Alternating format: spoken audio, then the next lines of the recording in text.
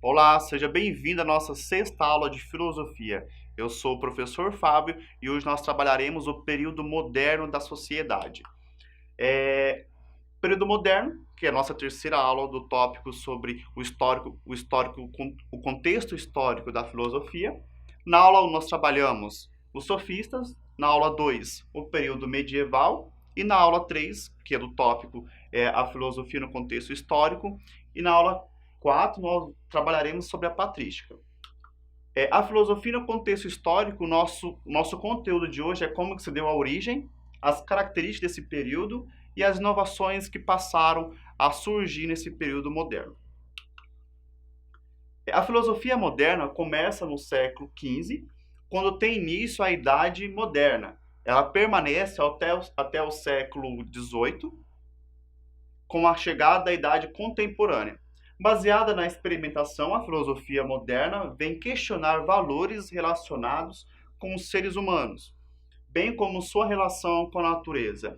Então, esse período aí está colocando em contra-cheque qual é o comportamento do ser humano na sociedade. Enquanto o período medieval está estabelecido que a igreja quem governava e ditava as nossas regras, no período moderno nós temos que colocar o homem no centro e dizer que ele tem capacidade de agir e pensar sobre a sua própria conduta e os seus próprios atos, que é capaz de novas inovações.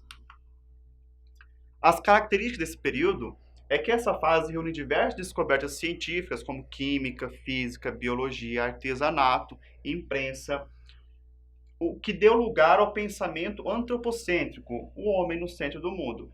Ao contrário do período medieval, onde se colocava Deus no centro do mundo, o teocentrismo, a era moderna está colocando o homem no centro do mundo como personagem principal de tudo que rodeia a nossa sociedade.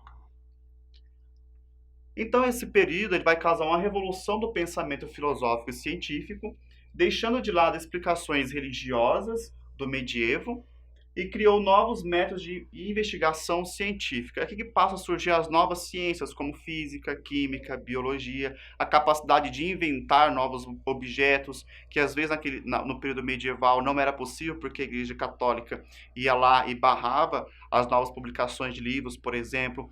Não se poderia ter atos religiosos, como, por exemplo, religiões pagãs, bruxaria, por exemplo.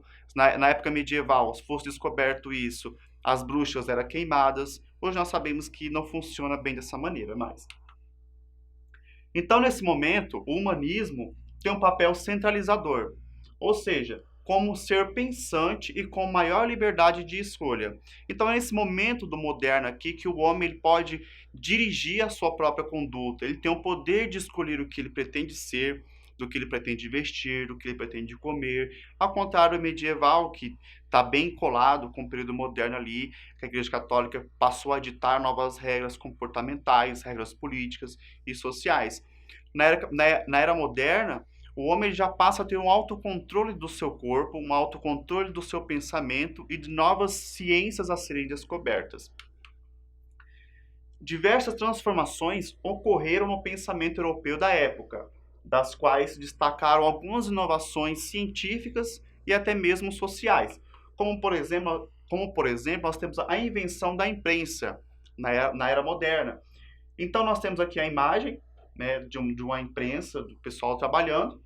Então aqui a imprensa tipográfica, inventada pelo alemão Johann Gutenberg no século XV, passou a disseminar novas formas de pensamento, conseguiu abranger novas pessoas, diferentes classes sociais através da leitura, da literatura, através de livros, através de música. A passagem do feudalismo para o capitalismo. Enquanto na era medieval nós tínhamos a Igreja Católica como detentora de todo o conhecimento, na era moderna o feudalismo sai de cena e entra então o capitalismo, onde as pessoas já podem trabalhar e ter o seu próprio dinheiro, não precisarem ficar dependendo do feudalismo e nem da Igreja Católica para se autossustentar. Nós temos, então, o surgimento da burguesia, quando as pessoas passam a trabalhar, a vender seu artesanato, as pessoas passam a ter dinheiro. Na época medieval não aconteceria isso, porque a Igreja Católica estava sempre barrando as pessoas de crescerem socialmente. Na era moderna, as pessoas já passam a ganhar seu próprio dinheiro e a ascender numa classe social superior à que ela estava. Surgimento do Estado moderno, né? Nós temos aqui a antiguidade, o feudalismo e o Estado moderno agora, que é composto pelo poder público, Ministério Público, a Guarda Civil Metropolitana e assim por diante.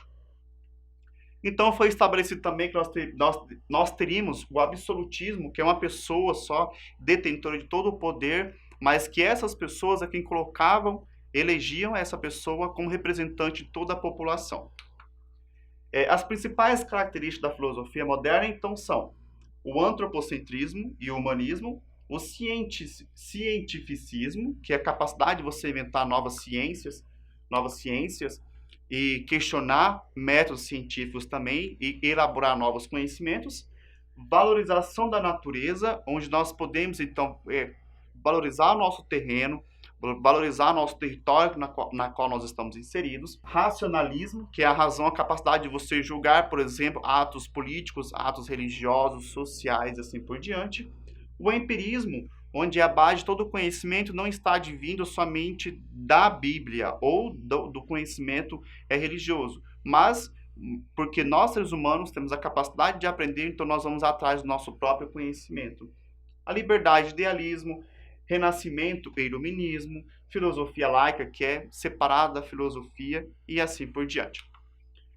Por hoje é só. Assistam às aulas anteriores e eu aguardo vocês na próxima aula e até mais. Tchau, tchau.